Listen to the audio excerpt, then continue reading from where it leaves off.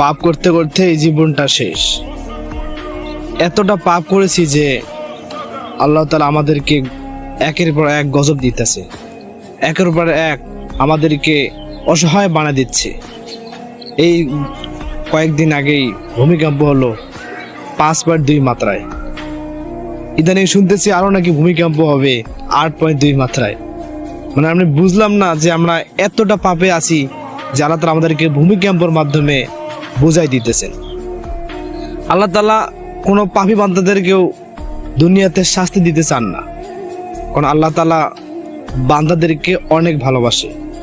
কোরআনে আছে, হাদিসে আছে, আল্লাহ তাআলা ফেরেশতাদের চেয়েও মানুষদেরকে আল্লাহ তাআলা অনেক ভালোবাসে। ইনসানদেরকে, যারা মুমিন তাদেরকে অনেক ভালোবাসে।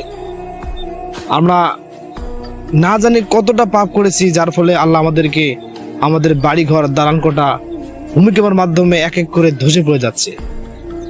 আমরা কতটা পাপ করেছি, আল্লাহ তাআলা আমাদেরকে ভালোবাসে, বুঝায়। ভূমিকম্পের মাধ্যমে আমাদেরকে বুঝাই দিচ্ছে আমরা পাপের মধ্যে আছি। কারণ ভূমিকম্প হওয়ার একটাই কারণ, যে শহরে, যেই দেশে গান বাজনা বেশি হয়, যেই দেশে পাপের ধুম বেশি হয়, সেই দেশে ভূমিকম্প অনেকটা হয়, প্রচুর হয়। তো আমরা কি এমন পাপ করেছি যে আল্লাহ আমাদেরকে 8.2 মাত্রায় আরো ভূমিকম্প দিবেন, বা 5.2 মাত্রায় ভূমিকম্প অলরেডি হয়েছে।